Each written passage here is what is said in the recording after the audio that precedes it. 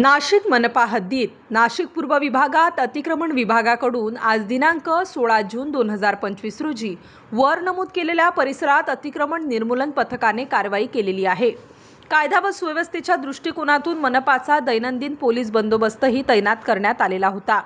माननीय श्रीमती मनीषा खत्री आयुक्त सो यांच्या मंजुरीने व माननीय अतिरिक्त आयुक्त 1 सो यांच्या मार्गदर्शनानुसार माननीय अतिरिक्त उपायुक्त अतिरिक्त श्रीमती सुवर्णा दखणे, नाशिक पूर्व विभागाचे विभागीय अधिकारी तसेच अतिक्रमण विभागाचे पथक प्रमुख जीवन ठाकरे व अतिक्रमण कर्मचारी निर्मूलन वाहनांसह उपस्थित होते।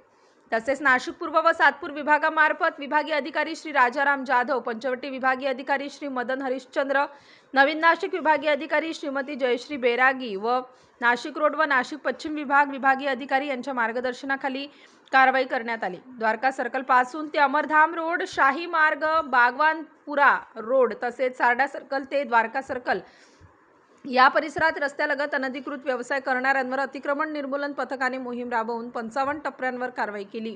सदर ठिकाणी असलेला वाहतूक मार्ग पथमार्ग मोकळा करून देण्यात आलेला आहे। तसेच अमरधाम शाही मार्ग फ्रंट माजिंगवरील 24 दुकानांवर कारवाई करण्यात आलेली असून वाहतूक मार्ग पथमार्ग मोकळा करून देण्यात आलेला आहे। स्टार न्यूजसाठी मोहसिन पठाण, नाशिक।